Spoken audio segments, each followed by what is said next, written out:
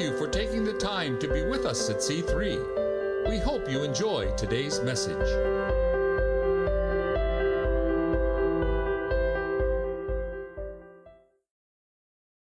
To all of our moms this morning, let me just say how much as a church we really appreciate you, and I hope today all people in your family will do that because you play such a pivotal role as a mom. You're front and center to the development of our character, of our esteem. You provide safety and nurturing, all the things that, when that is absent, create problems in society. Because little problems, as we know, become big problems as we grow. And so the stronger the foundation that a child gets, and that feeling of security, of love, of being nurtured, and having somebody being in your corner cheering for you is so important. And so thank you once again for all you do. We hope you have a wonderful day. And we're starting a new series today. And so to all of the moms, you're going to enjoy this because it really doesn't pertain to being a mom. It just pertains to life in general. And if you've been here for the last 4 or 5 weeks since we've gotten through the Easter season, we've been talking a lot about the end of the end and life after death, and looking at the new creation. And beginning this morning and over the next 3 or 4 weeks, we're going to take a look at the end of time. And we're going to look at what happens before we get to there, and how we got there really this morning. We're going to be looking at some things like how does the end happen? When does it happen? What can we know about it a little bit? What does the Bible say about it? What does science say about it? What does our culture say about it? How does God deal with the problem ultimately in the end of evil and suffering, and what does he do with that? And who are the people that are in? Who are the people that are not in? How does that work? Why does it work that way? And what do we need to be aware of? And then finally, how do we navigate this so that in the midst of everything that is going south, if you will, how do we navigate this and go, you know what, for the most part, I feel pretty good. And so let me ask you a question as we start this. How many people that when you sit down and just let all of the noise, all of the chaos, all the confusion kind of just settle down, and you're done watching your particular favorite newscast, would sit there and go, there is no way, shape, or form that this can go on much longer. We're getting closer and closer to the end. Would you agree that we are? Okay. Now, most of us, when we look at the end of time, we kind of jump into the book of Revelation, and we'll ultimately get there. But the question we're going to look at this morning is, how did we get here? Because we can put up all of our charts and look at all the signs and all the prophecies and everything and go, well, this might mean this and this could mean this. But my question is, how did we really get here? And what is the deal with humanity in general? And there is a kind of a overriding sense, and see if you agree with me, and as a former history teacher, I see this played out throughout human history, that the conventional wisdom says that we progress and humanity is always improving, correct? Okay, so we're going to look at that this morning as to how correct or incorrect that is, because there is some truth in that, but for the most part, maybe there is a little bit of misunderstanding to all of that. So our starting point this morning, if you have your Bibles, I want you to open up to the Gospel of Matthew. Actually, this is something that we'll deal with next week, but we'll give you a little bit of an overriding theme here, and then I think you'll enjoy where we're going with this morning, because normally we don't, when we get to the end times, we don't really talk about the beginning very much. So in the Gospel of Matthew, chapter 24, we discover something about Jesus and the apostles. It's getting close to the end of his life. They're coming out of the temple. They're looking. The apostles are commenting about how great it is and how wonderful it is. The question is, when is the kingdom going to be established? And on and on. And we get to this question that comes up about the end of the age, the end of time. And in verse 36 of chapter 24, Jesus says, now, concerning this day and hour, he's talking about the actual day, the hour of the day, he said, nobody knows. Nobody knows. And then he makes kind of a really intriguing statement. He says, neither the angels of heaven nor the Son. He goes, I don't even know. The only one who knows is the Father, which is just a really crazy statement in all of it, because Jesus is fully God and fully man. He's saying this right here at the end is something that is held to solely by God the Father. This is something that he has. And he's the one who is in control of that. At this point in time, I am not. I am not. And so there's always going to be some hints. If you go back a little bit in chapter 24, there's some descriptive things about what life will look like when things get closer to the end. And back in verse 3 of chapter 24, they're at the Mount of Olives, and they're there, and the Mount of Olives is kind of their place where they kind of hang out. Jesus talks a lot to them individually. It's a place of prayer, kind of a cool place. It's the place that you pull away from the world at. It's the place where everything just kind of calms down, where the chaos, the confusion, all of the duties of life are just kind of put at the side.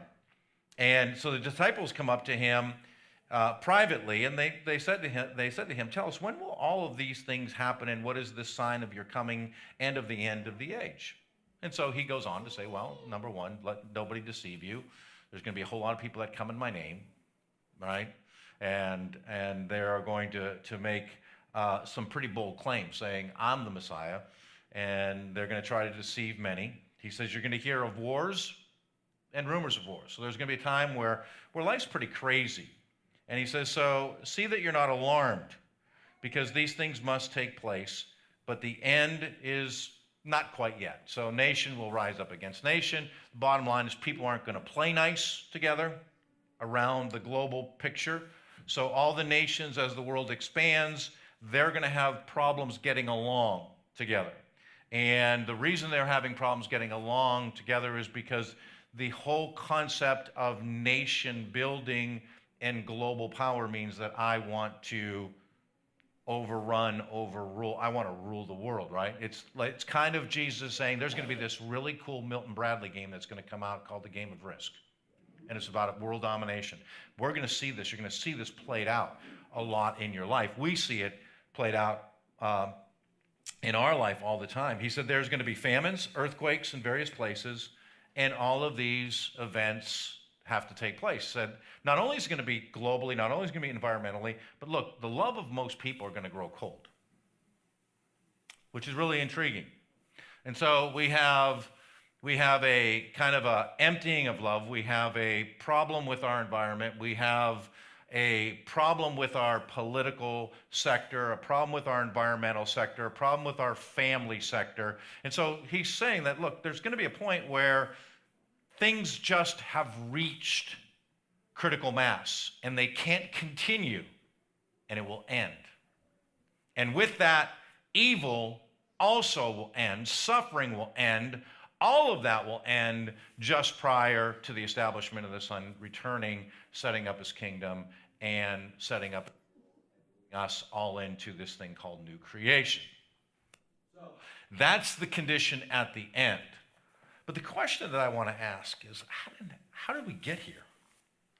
Because you look at most of what is told to us, and there's this kind of sense that, human beings, people, we're basically good, right? I mean, you get up in the mirror and you look at yourself, and, you don't look and go, boy, you're a horrible person. I hate your guts. Don't. I mean, there is that sense that, okay, yeah, we got some flaws, and yeah, we're not perfect, but by and large, we're pretty good. Now, we also have this cultural belief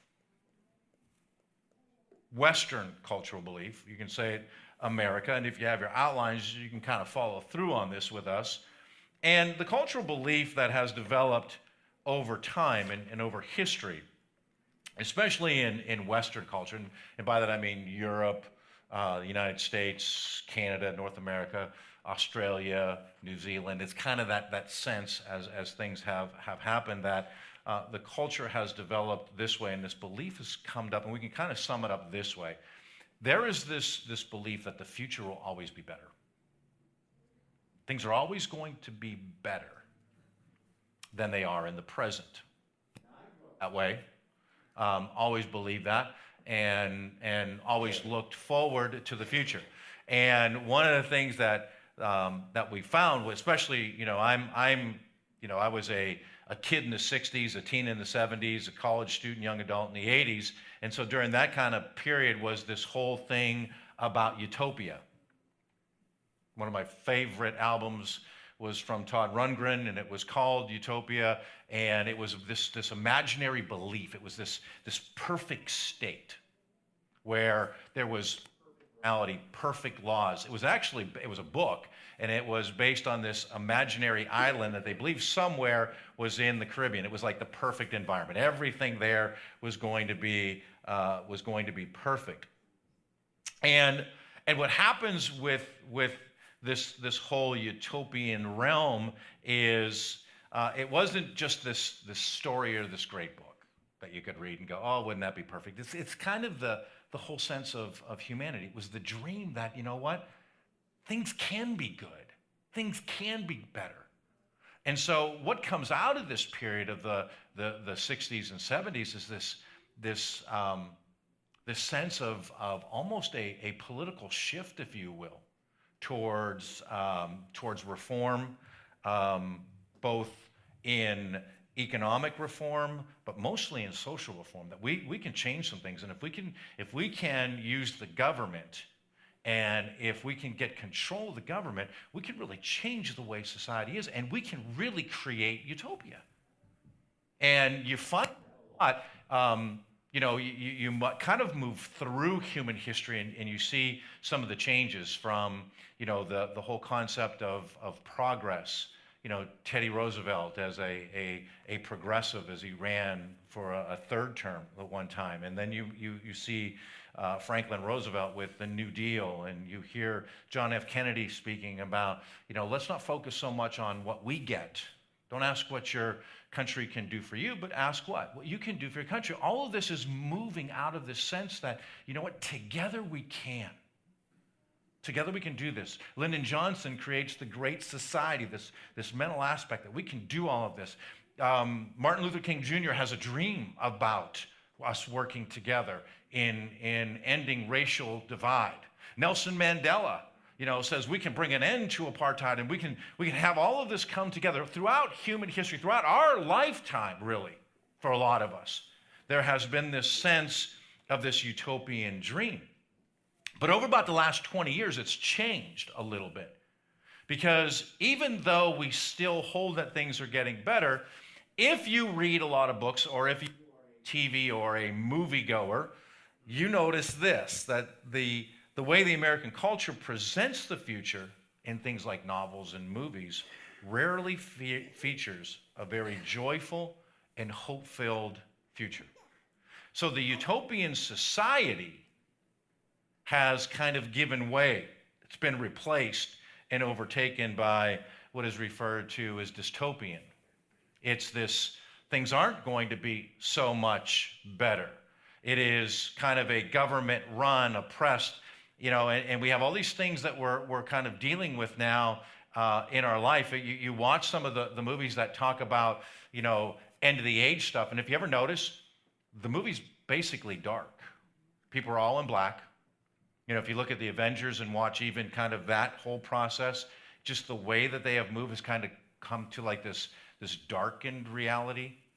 And we have aliens that are overrunning us. We're worrying about that. We have movies like, oh my gosh, with Arnold Schwarzenegger coming back as a robot, right? And now we're dealing with robots. There's this concern he's now died, but Stephen Hawking, over, this whole thing called artificial intelligence. That artificial intelligence can, in fact, or may, in fact, begin to develop a sense of its own reality and actually overrunning and controlling human beings. And so in the future, we're going to be controlled by this artificial intelligence. Not really sure. So, but it does cause me to go, I'm staying with the normal vacuum cleaners. I'm not buying the Roomba, and I sure am not having Alexa, because all of these things are all looking at this artificial intelligence is going to connect the dots.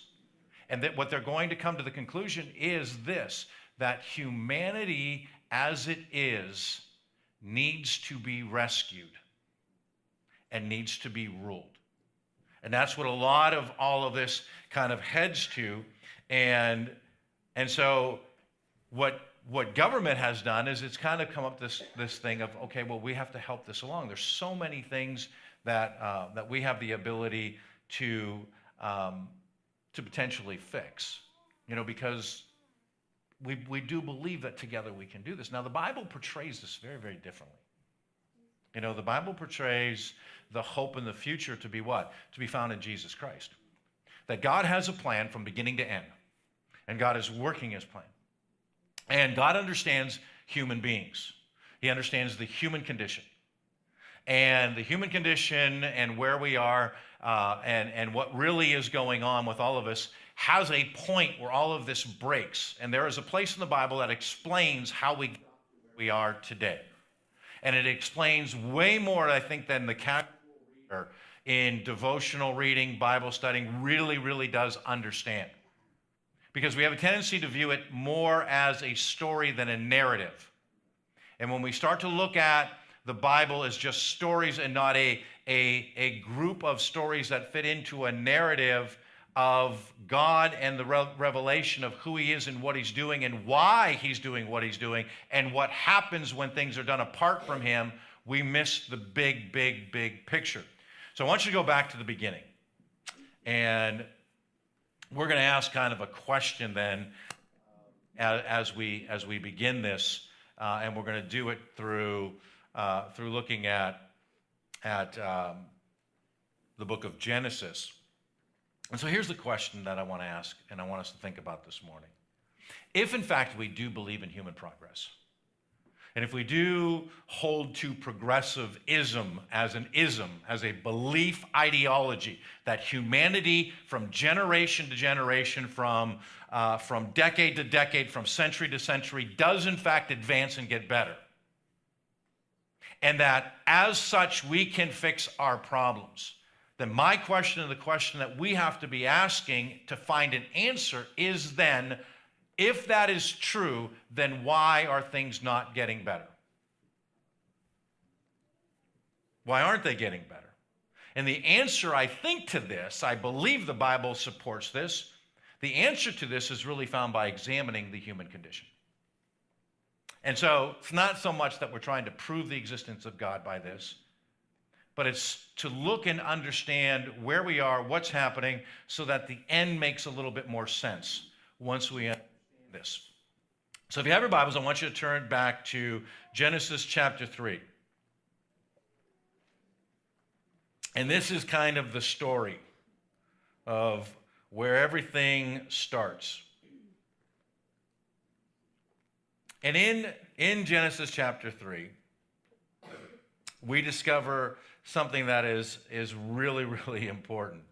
Because Genesis is going to give us insight to our life, maybe that we said more than we could ever imagine. It's going to help us to understand this thing called good and evil and the battle that has begun and continues. And the only one that is alive in new creation is good. And so evil is going to be dealt with. But how does evil get into the existence where there's good and evil? How did that start? And what does it mean when good and evil are coexisting? And how does that relate? And so this is really the biblical account for how things went bad, if you will, for humanity. Because they weren't naturally intended to turn out like this. So here's the story. We discover in verse 1, Now the serpent was more crafty, or was the most cunning of all the wild animals that the Lord God had made. And we're in this setting, and so that you understand, if you're new to church, we're in the setting in the beginning of Genesis where the world is perfect. This is the Garden of Eden. This is pre-sin. There is no sin. There is no evil. There is nothing that is defacing, defrauding, changing, decaying God's great creation. So everything is in perfect order. We know that Adam was created out of Adam. Eve was created. Mankind is here. And so it's all good. And what we find in the narrative is this problem arises that humanity has an opportunity to deal with. And it's a serpent. Now, this is why you got to be really careful, that you don't become overly literal, because then you wonder, okay, so God made talking snakes. Did all the animals talk? How does, just kind of a weird kind of a thing. Is it kind of like the Jungle Book, where you've got all these animals talking and only one kid can really hear it? And it's the story of Satan. It's the story of evil working its way, looking for an entrance into what is good, into God's creative order. Because to this point, he has access, but he has nothing to do with it. He can't change anything. He's powerless to change it. He needs humanity to do his bidding. He needs this ability to come in and control humanity. So he's going to have the interesting part is going to have a conversation, isn't he? And so he comes up and he says to the woman, hey, so, hi, which Eve would think kind of an odd thing. Maybe she's never had a conversation with this particular serpent before. And he says, hey, by the way, I got a question for you. Did God really say to you, you can't eat from any tree in the garden? And the woman is just standing there, and she has this question posed at her, and she goes on to attempt to answer it. And she says, well, we can eat the fruit from the trees in the garden. She kind of stops there. So there's just kind of this little back and forth conversation, and he's going to go on, and she goes on and says to him, but about the fruit in the tree in the middle of the garden, God said to us, you must not eat it, nor you really can't try. You really can't. Now she kind of editorializes a little bit. So she expands upon, don't eat it. So somewhere along the line, she knew that's a no-no, I'm not supposed to eat it. Therefore, we probably shouldn't even touch it, because if you touch it, chances are you're going to play around with it a little bit, kind of like sin. There's some things that we're not supposed to touch, but we play with a lot, don't we? And so she kind of adds a little bit to this. And we do this as well, and the conversation is he's engage humanity into this. That, this question about God. Did God really, really say? Did God really mean what he said? And some of us get caught up in this game a number of different times in our life. Because there's certain things about what God says that we don't always like. We don't always like what he says about our sexuality, our sex life, how to spend our money, how to treat one another, why it's important to forgive, why revenge is a bad thing and we don't participate. All the things that, are so everydayness. We kind of go, yeah, he said that, but you know what? I don't think he really meant that, because for whatever reason or another. And the point of all this is here. When we start to listen to, did God really say? And we start to play with that a little bit in our personal life, this is where we get into trouble. And I know in my life, every time I've done this, this is where I find myself in trouble. With this question, did God really, really say? And when we ask the question, did God really say, we find ourselves, or at least our lives, we discover that they get worse, dramatically worse. They don't get better. Right? So the whole thing here is, with God, life is better. When we start playing God, life gets worse, and dramatically worse, and it goes downhill and goes south pretty fast. And so Eve tries to tries to answer the question. And as we said, we get into trouble when we try to figure things out without God. Right? Now, look at the story here. They're in the garden. Satan shows up. They have a conversation. A question is asked. Now, up until this time, if you are relatively well-versed in the Bible, you already know this. But if you're relatively new, let me kind of fill you in. Man was created, and they walked in the garden with God. Now, the intriguing thing to me here, and so many people have preached on this particular section in Genesis, but the thing that I find most intriguing is this. Because God was with them, at any point in time, they could have asked for clarification. So Eve could have said, hang on a second, let me get clarification. God, could you come over here? Adam, who's standing there, probably, for whatever reason, he's not talking. My guess is he's staring right at the tree trying to figure it out.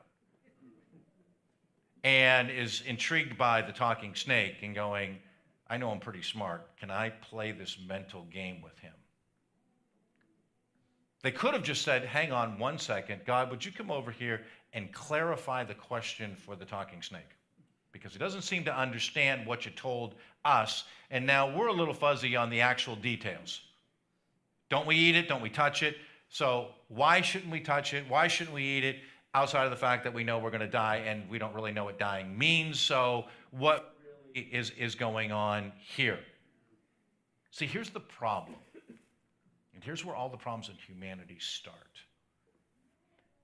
Adam and Eve are talking about God when they really should be talking with God. The problem that we run into, guys, is when we start talking about God as opposed to talking with God. And so when we talk about God, then Satan has the ability to kind of twist and play with reality a little bit, and watch how the story starts to unfold. Satan is going to say, no, you're mistaken. You are mistaken.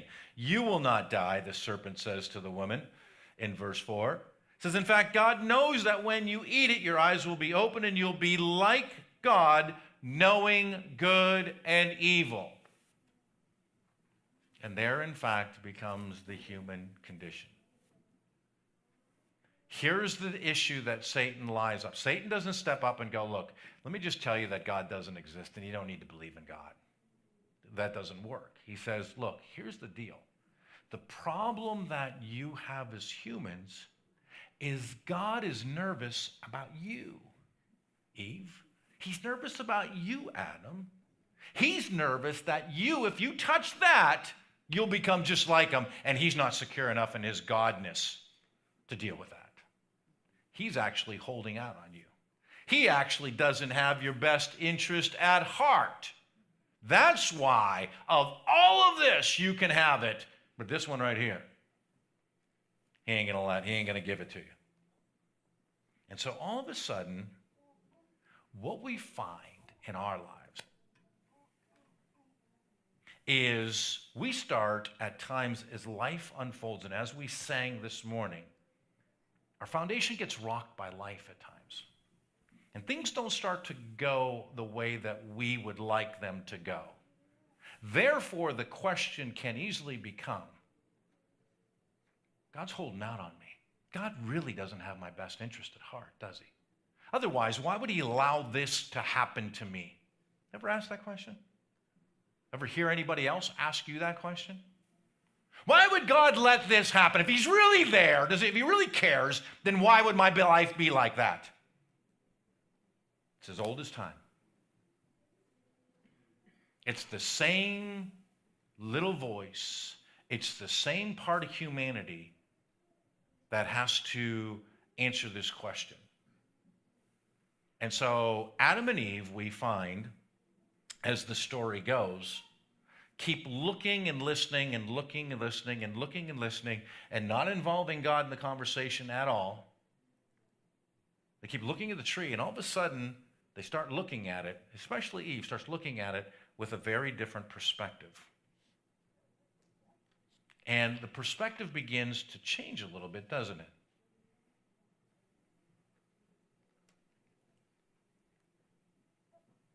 And what happens as we're looking at something? And what happens eventually as she eats that is there is going to be an exchange that happens spiritually. And the exchange is between God's judgment and our judgment.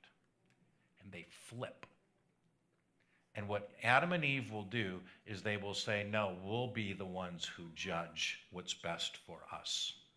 We're the ones that will know and have our best interest at heart. We're the ones that will make sure that nothing is withheld from us. No good thing, no good pleasure, no good whatever is ever going to be withheld at that point, because after all, we know what we like. And so look what happens. The woman saw that the tree was good for food and was delightful to look at, and it was desirable for attaining wisdom. So she took some of its fruit and she ate it, and she also gave some to her husband who was standing there. For whatever reason, I have no idea what he was doing. He ate it. Then both of their eyes were open, and they knew that they were naked. So they sewed fig leaves together, and they made coverings for themselves. And so once they eat it, here's what happens. Satan finds entrance into the world. And Adam and Eve will now have this thing called knowledge of good and evil. And the knowledge of good and evil that was meant to be outside of the world now comes into the world. And it's going to ruin the world. Because they discover, as all of us will discover, that that tree of knowledge of good and evil is a very special tree after all. And what it does is it makes you aware, self-aware. It makes you, right away, as soon as they ate, they realized they were naked, which means they realized they were vulnerable. And they need to cover up, they need to protect. And they sew fig leaves together to help cover up the problem that they now know they have. They have a problem. They have wisdom to see the problem. And that problem reveals something in them right away, and that is that shame and vulnerability enters, and they have fear. They're worried. What's going to happen? See, the reality of all of this, and the reality of the fall of the human condition is this, is with the knowledge of good and evil, we're able to see things that we couldn't see clearly before. Adam and Eve had no idea that they were naked. Adam and Eve had no idea that they were vulnerable. Adam and Eve had no idea that they could die. That none of that was even a reality. Now they have the knowledge of it. And so the tree of knowledge of good and evil then, it teaches us this following truth. And here's what's dangerous. And this is what brings us to the brink of the end. See, we know enough as a result of humanity dealing with the knowledge of good and evil and eating of that fruit.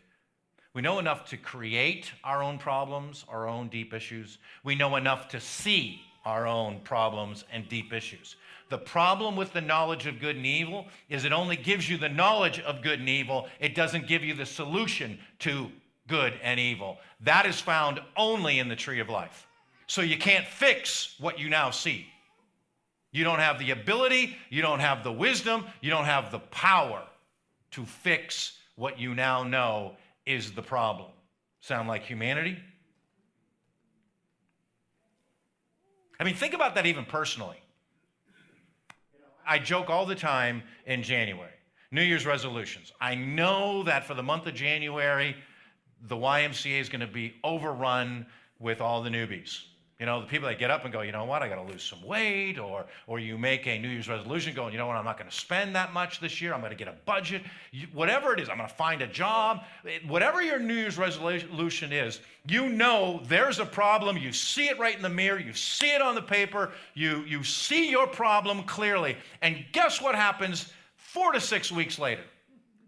You find yourself at the mall on a shopping spree, or you're sitting on the couch watching TV, you just consumed a gallon of ice cream, and you got potato chip dust falling off, and you wonder, how did I get here? That's the personal side of it. The global side of it begins to move and advance, and goes more and more and more and more and more, where we see the problems that life brings now in this state: disease, hunger, poverty, hatred, weaponizing, all of these things, global, this desire for global control and power over people and over humanity. We see it, and it's existed since humanity goes. We've got to make a name for ourselves. We've got to do something. We can do this. See, the problem that we run into is humanity has always recognized worldly. Every civilization always understood the problems that they face. But they've never been able to fix the problems that they'd have identified and which they have faced. So what we do is we lie. We say things are going to get better. But they never do. They never do. Maybe in some instances. I mean, you know, we were part of a solution of trying to stamp out malaria on the continent of Africa, and that went from, I mean, that went down almost below 3% in a 5-year plan. So yeah, there are some. World hunger from 1980 to 2019, world hunger has dropped by about a third to maybe a half as much. So in some of those, things have changed. But here's what's happened, is at least if we use Western civilization, if we use America, we can say this, that probably for the last 100 to 150 years, depending if we're using America, if we're using Western civilization, we've withdrawn from God. Agree? That's pretty much our problem, is that we've kind of pulled back. Now, here's some things that we find interesting, and this is the argument that I always use and did when I taught history, is if we as humanoids are really progressing and getting better, and things are really getting better, then how is it that the 20th century was the most violent century in all of human history? Just in war alone, 125 million people were killed. The most in any other century, and you can almost total them up, and they still don't match that century. We have the most in any other century of genocide. From Hitler with the Jews, to Stalin, to Pol Pot in the killing fields in Cambodia, to Idi Amin, to the Hutus and the Tutsis. You can run this all around the world and watch like millions and millions and millions of people are killed. If you ever watched the killing fields, and we dealt with this in school, is you would show that if you wore glasses, if you went to school, you were killed. And they would bring bulldozers in, and they would carve mile-long ditches, and they would line people up, and they would just shoot them, and then the bulldozer would just plow right over them with dirt. 3 to 5 million people lost their lives. If things are getting better, then we're being lied to. They're not getting better. And what my point is, this is what not believing in God brings us. That when we withdraw, when we look at the tree, humanity sets itself in motion towards ultimate destruction, and God has to step in, step around, and rescue and recreate. And this is where it all begins to find its bringing. Humanism, other forms, other theories would say, I mean, even atheists agree with this. I love talking to atheists because this is what they hold. Look, if we just come together, we can fix a lot of these problems. Really. Really. To which I always respond, Well, how's that working for you? The answer, horrible. That's how it's working for us. It's not working for us at all. Coming together? When I was a kid, nobody went into schools and shot people. When I was a kid, none of this is what we see in how we treat one another. Terrorism was something that was located right around Jerusalem. Didn't have to worry about terrorism. All of this is advancing and moving. See, we're horrible at fixing the destruction that's being done by us. We're phenomenal at identifying the destruction that we're doing. You know, I used to enjoy, having been a American government teacher, I used to enjoy the whole back and forth discussion and debates that went back among parties. You know, the great differences between parties throughout human history, through American history. You know, you go back to, you know, people that really didn't like each other. I mean, personally didn't like each other. You know, if you want to go all the way back to the 60s when I was a little kid, you study and you discover that John Kennedy and Richard Nixon didn't like each other at all. But those were two of the most civil people together. How's that working for us today between our parties? We don't even debate anymore. We now swear. We curse. We F-bomb. We tweet. We attack. We personally go. Because that's where society, this is where all of this has brought us. Because we know the problems that the other side can't solve. And so what do? The answer is we can't solve them either, so we're going to do what Adam and Eve did, and we're going to blame the other side. Well, it was the woman you gave me, right? So if we just stamp out women, we wouldn't have this problem. Well, the woman, it's the snake. So if we get rid of talking snakes, no more problem.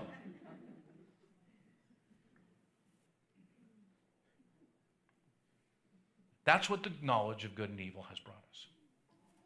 We identify with clarity.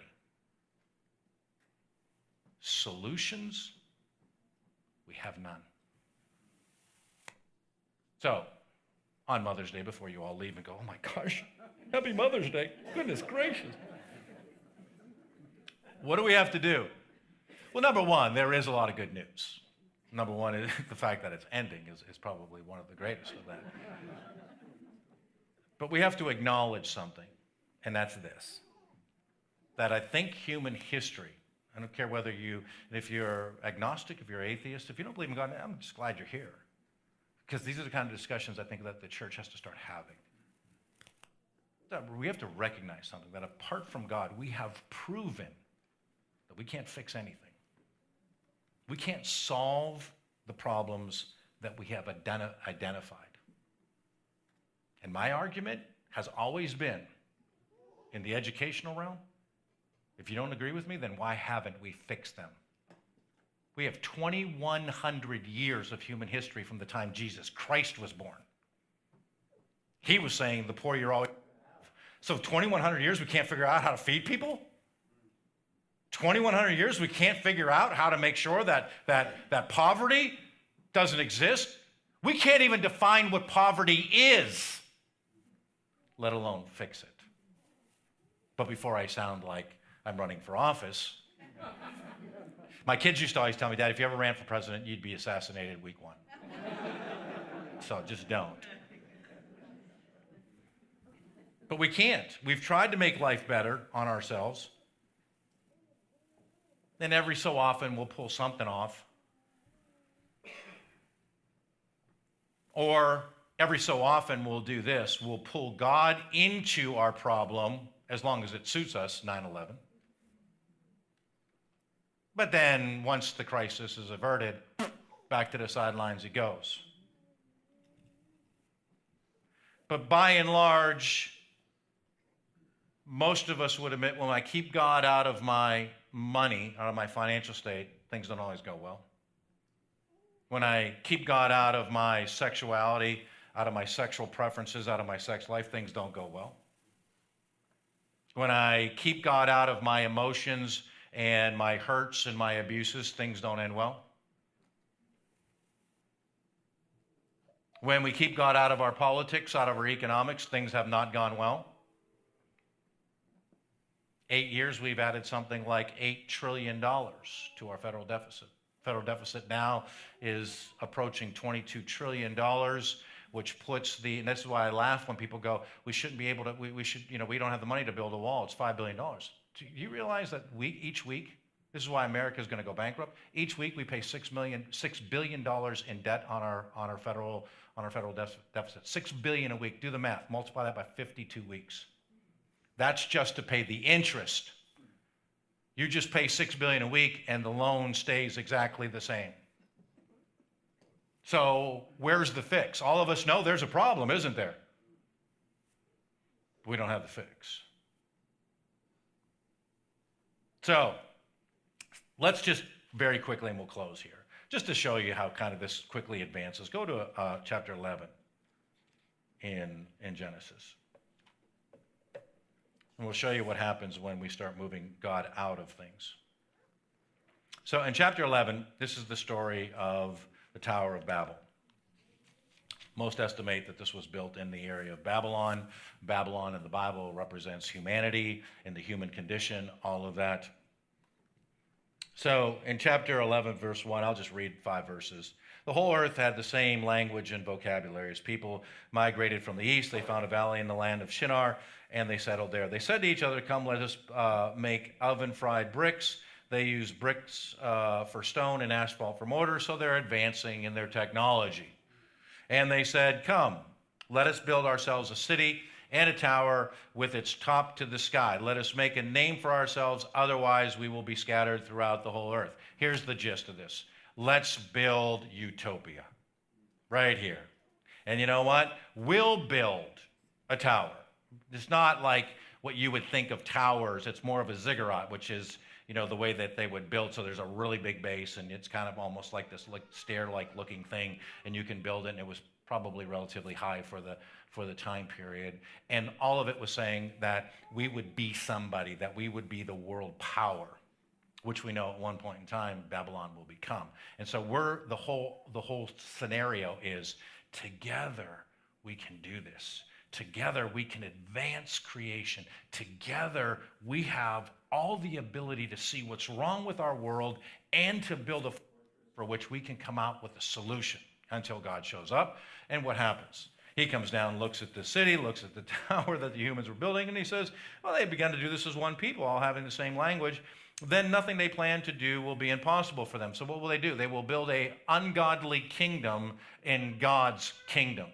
Can't have that. So what are we going to do? We're going to babble them, which we'll say, yes, this is what you wanted. This is what you get. Your tower will represent what humanity is without me.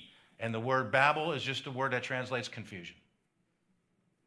Apart from God, all there is confusion. All there is identifying the problem, but no ability to fix it whatsoever.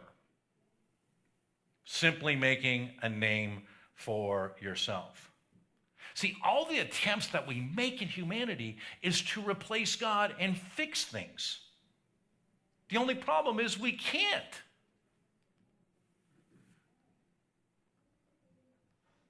And so all that remains in our life, especially in the last days, is confusion, chaos, and nothing left but for everything to end.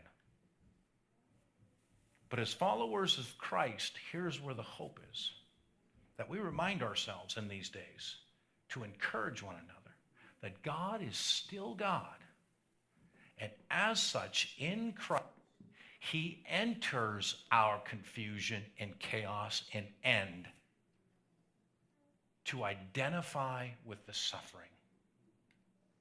So he identifies with it on the cross to rescue it and bring us all the way around it into his new creative order.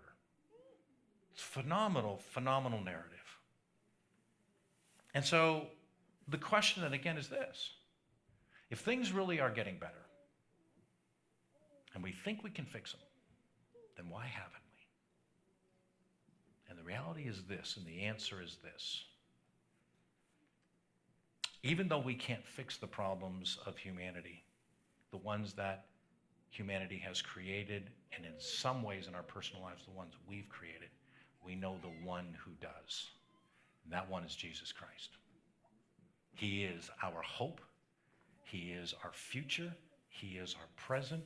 He is our life. And when we pattern around, what we now find is that in Christ we can see the, and then through Christ, God will fix the ultimate problem.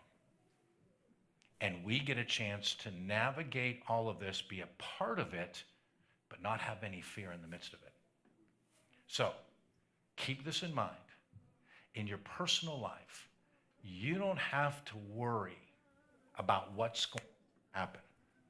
You don't have to worry about what side, what news media, what's going on, what's happening. You don't have to worry about who's the guy that's going to rescue us, who's not the guy that's going to rescue us, who the Antichrist is, naming the Antichrist. We don't have to worry about any of that. It's the end of the world as we know it, and we should be walking around going, I feel fine. Because it needs to. It just needs to. God's creation needs to break forth in a way that all the world can see what we can see. So if you can't see it, then maybe the problem you're having is you're having conversations about God, about your problems, not with God about your problems. Next week, we'll take a look and go, what are the signs? How do we know we're in the season? What do we do? How does God handle this? What's our responsibility? But I think it's important that we understand this before we start. It makes for great conversations because people have no response to, well, if everything's so hunky-dory, then why can't we fix anything? And if we really think we could, why haven't we by now? Because we've got a boatload of human history behind us. And we haven't fixed squadouche. Let's stand. That's a Hebrew word for nothing.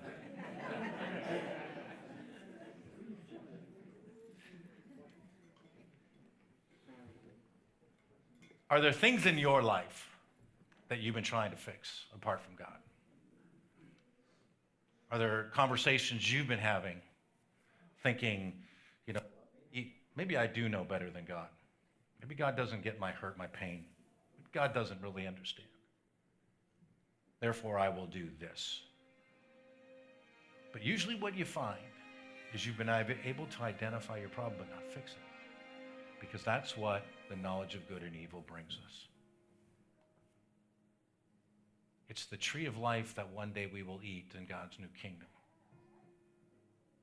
which will constantly be fixing the problems that will arise.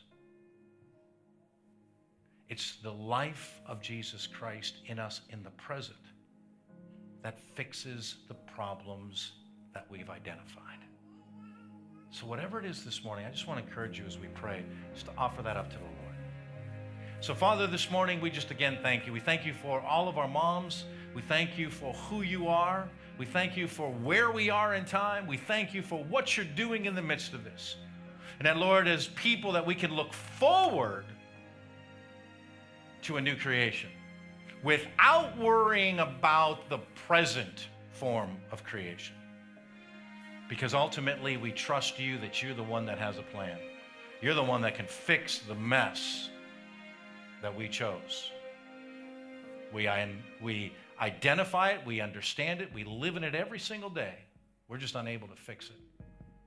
So Lord, in our personal lives, in our national lives, in our global lives, whatever it is, politically, economically, socially, emotionally, spiritually, financially, we give it to you this morning because you're the only one that can. And I'm praying that you will bless us this morning, that you'll give us understanding this morning, that you'll refresh us this morning, that you'll encourage us this morning, and that, Lord, that your revelation to us will be so vital that we'll be people that do not, as Proverbs say, cast off restraint. But we'll be those who are blessed because we follow your word. So Lord, as we go this morning, again, may you bless us and keep us. May you cause your face to shine upon us and be good to us, not only today, but throughout this week. May you especially bless our moms throughout their day today. In Jesus' name we pray. Amen.